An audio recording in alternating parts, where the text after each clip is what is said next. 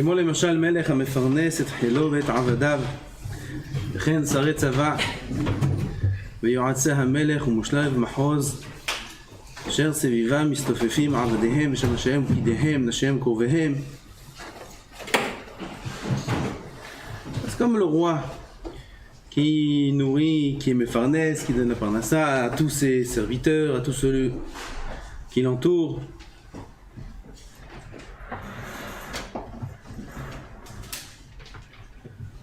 Adam Kazam Mefarnes Acherim, Imou Tipesh ou Torah Bishlocha Dvarim. Si maintenant celui, hier on a parlé de celui qui est à la place, celui qui reçoit, de l'homme qui donne à beaucoup, alors Kadosh Baruch Hu le teste pour voir est-ce qu'il va faire dépendre sa émouna, son bitachon dans l'homme ou dans Hachem. Maintenant on va passer chez celui qui est Mefarnes les autres. Vous voyez, quelqu'un qui est un grand chef d'entreprise, ou un grand, il a beaucoup de kolélim, il est Mefarnes des milliers d'avrechim. Le Rav dit si il est bête, alors il fera 3 erreurs. טעות אחת, שהוא לוקח את ההון שהבורא גזר שיקח אותו בדרכים מגונים ורעים, ואילו הוא מחפש אותו בדרכים הגונים, היה גם כן מגיע אל שאיפתו ורצונו. Dans ce cas-là, le Rav parle d'un roi, et le roi en général, il prend son argent de sources qui ne sont pas bonnes. Aujourd'hui, on va parler de quelqu'un qui fait des affaires qui sont mauvaises, des affaires qui sont interdites, et avec ces affaires-là, il gagne beaucoup d'argent, et il va donner aux autres. Si jamais il cherchait cet argent-là dans des moyens, par des moyens qui étaient bons, il aurait atteint le même but. Il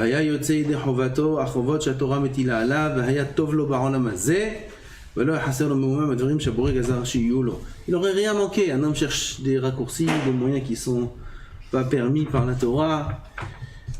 Et si Akadosh Baruch Hu a été gozer sur lui de toute façon qu'il ait tant d'argent, même s'il avait choisi des bons moyens, il aurait eu les mêmes montants. והטעות השנייה, שחושב שכל הרכוש שהגיע לידיו ניתן לו לצורך מחייתו הוא. ומתוך כך אינו צרה מלתת ממנו משהו לאף אדם. ואין הוא מבין שפרנסתו מתחלקת ל3 חלקים. Lui, il croit, maintenant il a reçu beaucoup d'argent. Il gagne bien sa vie. Que tout ce qu'Akadosh Baruch Hu lui a donné, c'est pour lui. Il faut donner un petit peu aux autres. Mais c'est lui qui a gagné tout cet argent-là pour lui-même. Et en vérité, sa parnassa se sépare en 3 parties. Helek echadu parnassat michiyato. Bémet, ce qu'il a besoin, de quoi vivre. Anitenet lo leshem kalkalat gufo bilvad. Parnassato zu muftachati ma'elokim lechol nivra asher bo ruach hayim ad sof yamav. Dans cet argent-là qu'il a gagné, il y a un petit pourcentage. Ce pourcentage-là, c'est le pourcentage commun à toute l'humanité, que Kadosh Baruch Hu donne de l'argent à chacun pour qu'il ait de quoi vivre. Chacun selon ses moyens, comme la Gemara dit, qu'un homme doit se nourrir moins que ses moyens. C'est pas bien de dépenser son argent dans de la nourriture. Il va faire des grands restaurants, il va faire des restaurants, des plats qui coûtent très très cher, même s'il a beaucoup d'argent. Même s'il est très riche, il n'a pas le droit d'aller dans les restaurants ou acheter des choses ou se nourrir en rapport avec ses moyens. Pourquoi? Parce que la nourriture, c'est pas quelque chose qui est important. Mange de quoi vivre et c'est tout. Tu n'as pas besoin maintenant de dépenser des trucs gourmets, des machins. Il faut manger avec moins que ses moyens. Il faut s'habiller, se vêtir. Combien? Moins, plus? Des marques, pas des marques, ça dépend. Là-bas, il faut s'habiller selon ses moyens. Parce que les vêtements de l'homme, c'est le kavod de l'homme. Donc il représente ce qu'il est. S'il a beaucoup d'argent, il peut s'habiller bien. S'il est pauvre et qu'il s'habille bien, c'est un choté. Il n'a pas de quoi acheter des marques, il va acheter des marques. Choté, même quelqu'un qui a de l'argent, il va acheter des marques ou choté. Choté gamou. Parce que là, je donne l'exemple des marques, c'est pas un bon exemple. Les marques, c'est du dimion. Là, il n'y a rien de spécial. J'ai vu de mes yeux déjà des marques qui ne marchent pas, qui s'abîment, plus que 100 marques. Des montres, très grandes marques, ne marchent pas. L'autre il m'a dit, je sais pas, il faut que je l'envoie en tikkun, réparation. Je dis, quelle heure il est? Je sais pas, elle marche pas. Je dis, pourquoi t'as une montre? T'as vu la marque? Mais elle marche pas. Oui, il faut que je l'envoie en réparation, il y a un problème.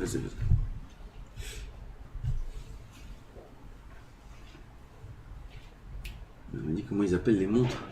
Ils n'appellent pas les montres, ils appellent les... Je sais pas comment, il y a un nom très... C'est des diminuants tout ça. Il a acheté des chaussures très très chères. Un match très cher. Il m'a raconté que ça s'est ouvert la chaussure. Après quelques mois, 2-3 mois, ça s'est ouvert. Il est parti au grand magasin de luxe. Réparer. Tu rentres, réparation de la chaussure, c'est comme si tu emmènes la chaussure dans un bloc opératoire. C'est quelque chose de spécial.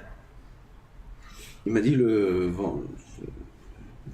service là-bas, dans le magasin de chaussures, devant lui, il a ouvert l'endroit où il y a la chaussure, il a tiré, il a sorti un peu de colle, il a fait comme ça, il l'a refermé. Cette chaussure, moi j'ai oublié le prix qu'il a payé. Plus de 1000 € la paire. C'est des mionotes. La mode, c'est 10 mionotes.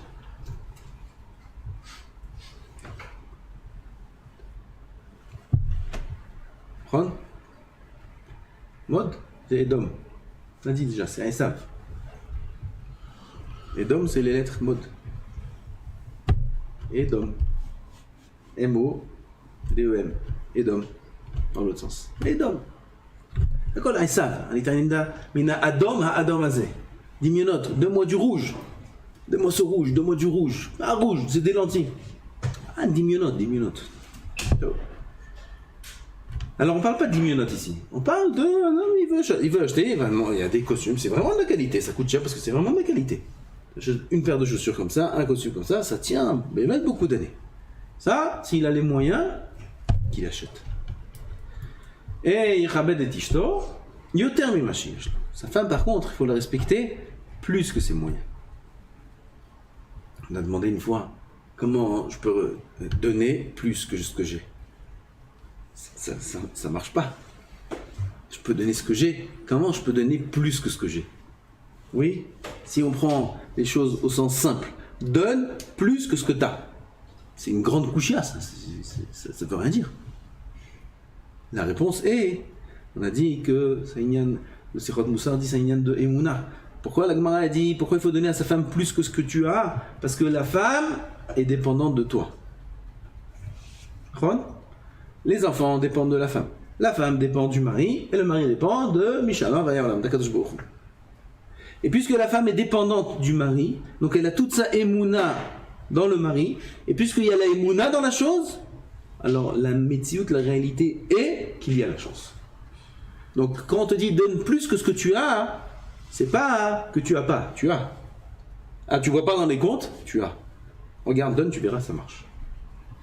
Donne plus que ce que tu as parce que tu as. Parce qu'elle a la Emouna en toi. Pareil, celui qui a la Emouna en Hachem, beaucoup lui donnera. Az, ok. Pour la nourriture, ma femme? Mais pour la nourriture. Yichabed. והחלק השני הוא הפרנסה הניתנת לו לצורך מחייתם של אחרים. Donc on a dit, dans l'argent qu'un homme gagne, il y a 3 pourcentages. Premier pourcentage, c'est ce qu'il a besoin pour vivre. Ça, c'est commun à tout le monde. Deuxième partie, c'est la parnassa qu'il a pour nourrir les autres. Il y a d'autres personnes, comme on a dit maintenant, qui dépendent de lui. Il n'est pas tout seul. Ishto, Banav, ses enfants, Avadav, Meshartav, ses serviteurs, ses employés, etc. Tout cela, il faut qu'il les nourrisse. Il leur donne parnassa, ou parnassa zo en imuvtachat ma'elokim lekol abruim. Ça, par contre, c'est pas assuré à tout le monde. La première partie, c'est la partie qui est assurée à tout le monde. C'est sûr que tu vas la recevoir. Tant qu'Akadosh Baruch Hu voudra que l'homme vive, il lui donnera de quoi vivre. Ça, c'est strict minimum, c'est garanti à 100%.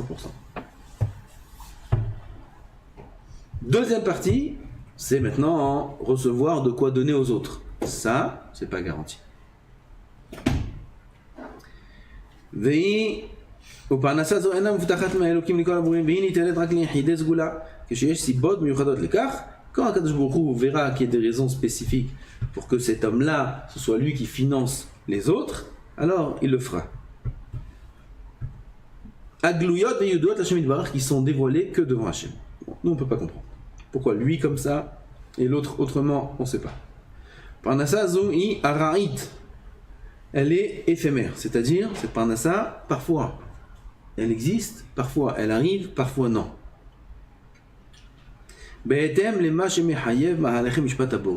En fonction des déroulements du jugement d'Akadosh Baruch Hu, Amevusas ala Chesed ve'adin qui est basé sur le Chesed, le Din. Parfois Akadosh Baruch Hu est mitnaeg bechesed, parfois il est mitnaeg bedin. Ça va dépendre aussi des actions de l'homme, etc. Ça, c'est pas fixe. Troisième partie, Parnassa shi beged hon, la Parnassa qui est maintenant les biens, la richesse. Klomar, rechush en la adam to'alet bo, des biens qu'un homme ne profite pas directement. C'est pas comme ce qu'il mange, ce qu'il s'habille, son toit. C'est des biens. Il a des bateaux, il a des forêts comme Rabbi Elazar. 1000 bateaux, 1000 forêts. Il a besoin de 1000 bateaux, 1000 forêts. Il n'a pas besoin. Alors, Akadosh Baruch Hu gazar alav qu'il soit très riche. Comme Rabbi Yehuda Hanassi, une table en or avec des serviteurs, avec des... Il mange Rabbi Yehuda Hanassi. Il se met à sa table en or, il mange lui. Il profite lui. Non. Quand il est niftar, il a levé ses doigts vers le ciel. Il a dit Galou Viadoua, Akadosh Baruch Hu il a dit que j'ai pas profité même d'un petit doigt de son ramassé. Akadosh Baruch Hu gazar alav qu'il soit très très riche. Rabbi Akiva, très riche. Et ainsi de suite. Alors que ces tzadikim là n'ont pas profité de leur argent. C'est hon en to'elet l'adam. Vous shomer alav ou metapeach oto. Alors pourquoi Akadosh Baruch Hu lui donne? Il donne en tant que gage, en tant que picadon. Picadon comme on dit, dépôt. C'est un dépôt. C'est un dépôt chez l'homme. La richesse est un dépôt chez l'homme. Il s'en occupe. Jusqu'à temps qu'il le donne en héritage aux autres ou qu'il le perde. L'homme qui est bête pense tout ce qu'il a gagné, il rend tout ça dans la première partie. C'est quoi la première partie? Ce que Akadosh Baruch Hu donne à l'homme, de quoi vivre. Il lui dit Akadosh Baruch Hu m'a donné beaucoup de quoi vivre. Maintenant, il faut dépenser, il faut aller dans les vacances, il faut acheter, il faut kiffer, il faut des bateaux, il faut ci, il faut ça, il faut ça. Parce qu'il pense que tout rentre là-dedans. C'est l'erreur. Et c'est l'erreur. Mais la reine ou misdarez, la sigoto, mishtamel, les marno, un homme s'efforce, ce qu'ils font la majorité de l'humanité, presque tout le monde, à essayer de ramasser de l'argent, parce que plus ils vont ramasser de l'argent, ils pensent, et plus ils auront de quoi profiter de ce monde. מבלי לקחת בחשבון שייתכן שהוא צובר אותו עבור מי שיהיה בעל אשתו אחרים אותו. Il ramasse cet argent sans penser que peut-être tout cet argent reviendra au mari de sa femme quand il mourra. Regardez ce qu'il y a dans le monde. Il ne manque pas des histoires comme ça. Il ramasse, il meurt, il vient un deuxième mari, il prend la femme et ils vivent heureux et eurent beaucoup d'enfants. Vécurent heureux. Pourquoi il a ramassé tout ça? Pour l'autre. Pour le deuxième zlob, il a pris sa femme, celui-là. L'autre, il est mort enterré. Pourquoi quelque chose est assuré dans la vie? Combien il y a d'histoires comme ça? Combien il y a d'histoires comme ça? Ou des divorces. Combien il y a de divorces? Des femmes mariées avec des gens très très riches. Ils ont la tête qui tourne un peu. Divorce. Aujourd'hui, les lois sont du côté de la femme. Elle le ruine. Ruine. Elle lui prend la moitié de tous ses biens déjà minimum. C'est ça, sans discuter ça. Et après, elle l'en perd. Avec les avocats et les machins. Ruiné! Puisqu'il a travaillé 20 ans. Il a construit tout cet empire-là.